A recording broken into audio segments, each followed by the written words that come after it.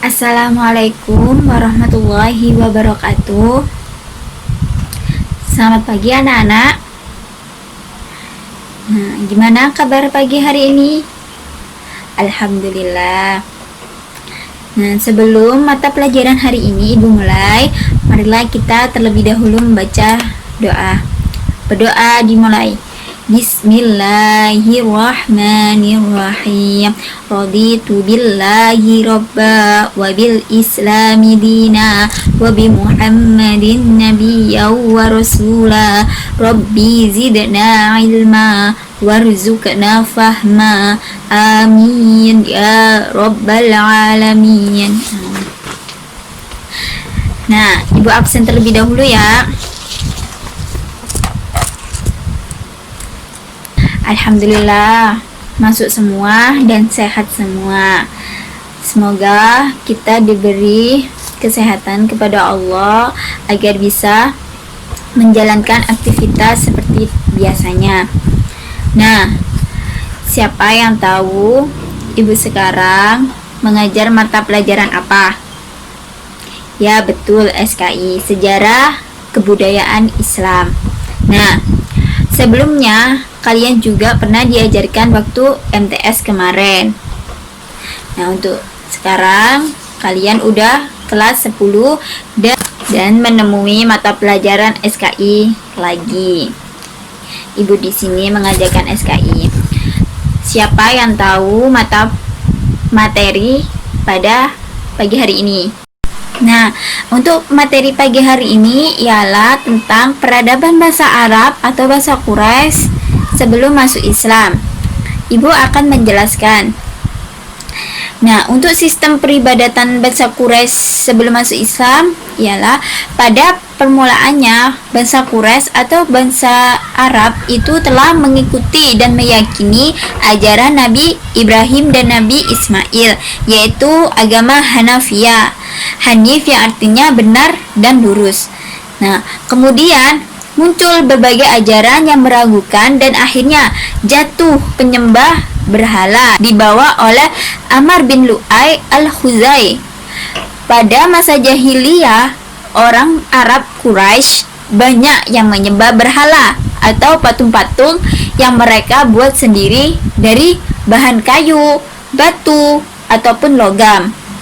Nah, menurut Ibnu Qalbi, yang menyebabkan bangsa Arab Quraisy menyembah berhala dan batu ialah barang siapa yang meninggalkan kota Mekah harus membawa batu yang diambil dari batu-batu yang ada di tanah haram Ka'bah. Kemudian di setiap tempat persinggahan mereka melakukan batu itu dan bertawaf seperti melilingi Ka'bah. Bangsa Arab menyembah berhala ketika Ka'bah berada di bawah kekuasaan Jurhum. Tapi pasukan yang dipimpin oleh Amr bin Lu'ay al-Khuzai dari keturunan Khuza'ah datang ke Makkah dan berhasil mengalahkan Jurhum. Amr bin Lu'ay al-Khuzai itu meletakkan batu besar yang bernama Hubal yang terbuat dari batu aki berwarna merah, bentuknya seperti manusia, dan diletakkan di sisi Ka'bah. Kemudian menyuruh penduduk di sana untuk menyembah berhala tersebut. Dan banyak juga bentuk pemujaan yang dianut oleh bangsa Arab Quraisy sebelum masuk Islam, seperti menyembah malaikat, menyembah jin, menyembah ruh, menyembah hantu, menyembah bintang-bintang, dan menyembah patung-patung yang dibuat sendiri. Kenapa mereka menyembah malaikat? Karena di kota Mekah sebagian bangsa Arab yang menganggap bahwa malaikat-malaikat itu putra-putri Tuhan. Maka dari itu mereka menyembah malaikat. Nah, kenapa menyembah jin, ruh, dan hantu? Karena sebagian bangsa Arab menyembah hantu, jin, dan ruh leluhur mereka atau menganggap batu-batu sebagai makhluk yang terhormat.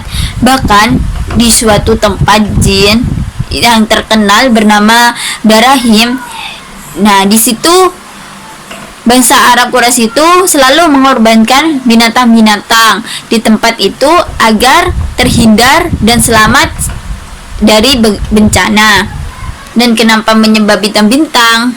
Yang dimaksud bintang-bintang ialah kayak matahari, bintang, bulan, seperti itu. Nah, kenapa sebagian bangsa Arab menyembah bintang-bintang, matahari, dan bulan? Itu karena bangsa Arab itu beranggapan bintang, bulan, dan matahari itu diberi kekuasaan oleh Tuhan untuk mengatur alam semesta. Nah, selanjutnya mereka itu memuja patung-patung yang dibuat oleh dirinya sendiri dari kayu, batu, dan logam. Dibuat oleh dirinya sendiri, disembah sendiri.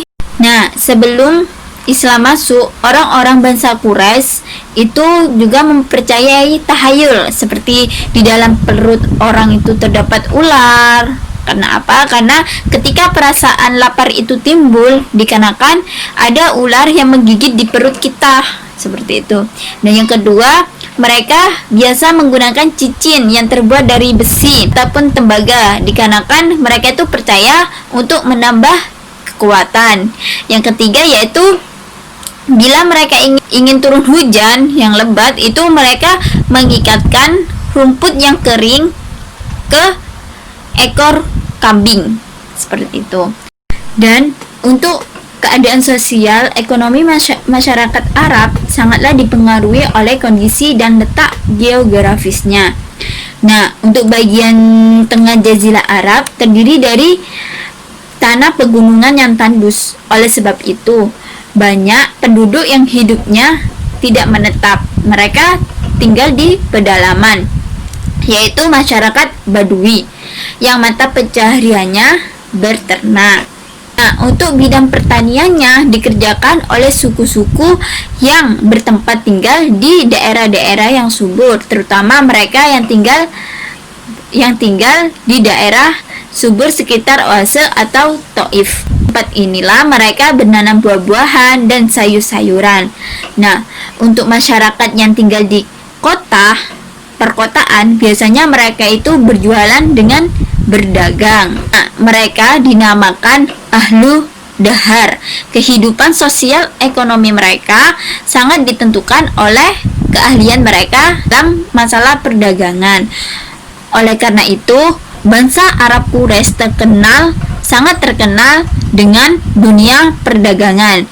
Di kota Mekah terdapat pusat perdagangan, yaitu pasar Ukaz yang dibuka pada bulan-bulan tertentu seperti bulan Zulqa'dah, Zulhijjah, dan Muharram. Masyarakat Arab pada masa jahiliyah tidak memiliki sistem pemerintahan yang mapan dan teratur. Mereka hanya memiliki pimpinan yang disebut syekh atau amir yang mengurus persoalan mereka dalam masalah perang, pembagian harta, dalam pertempuran tertentu. Seorang syekh itu tidak berhak untuk mengatur anggota kabilahnya. Bangsa Arab sebelum masuk Islam juga mampu mengembangkan ilmu pengetahuannya. Di antara ilmu pengetahuannya yang dikembangkan oleh bangsa Arab adalah ilmu astronomi yang ditemukan oleh orang-orang Babilonia. Dalam bidang bahasa dan seni bahasa, orang-orang Arab pada masa pra-Islam sangatlah maju. Bahasa mereka itu sangat indah dan kaya, syair-syair mereka sangat banyak. Dalam lingkungan mereka, seorang penyair yang dihormati tiap tahun di pasar Azka diadakan deklarasi saja yang sangat luas. Tapi selain di pasar Akaz, masih ada pasar yang dijadikan tempat baru kumpulnya para penyair, yaitu pasar Majina dan Zul Majaz. Salah satu alat publistik yang amat luas lapangannya yaitu hitobah. Nah, di samping sebagai penyair, orang jahiliyah juga sangat fasih dalam berpidato dengan bahasa yang indah dan bersemangat. Salah satu kelaziman dalam masyarakat Arab jahiliyah adalah mengadakan majelis atau nadwah sebagai sarana untuk mendeklamasikan saja, bertanding pidato, bertukar pikiran, tukar menukar berita, dan lain sebagainya. Nah, itu saja materi yang Ibu sampaikan untuk hari ini. Kurang lebihnya Ibu minta maaf.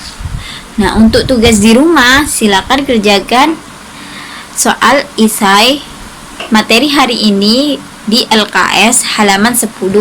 Dikumpulkan minggu depan ya anak-anak. Nah, sebelum Ibu tutup, marilah kita berdoa terlebih dahulu. Berdoa mulai. Alhamdulillahi Rabbil Alamin.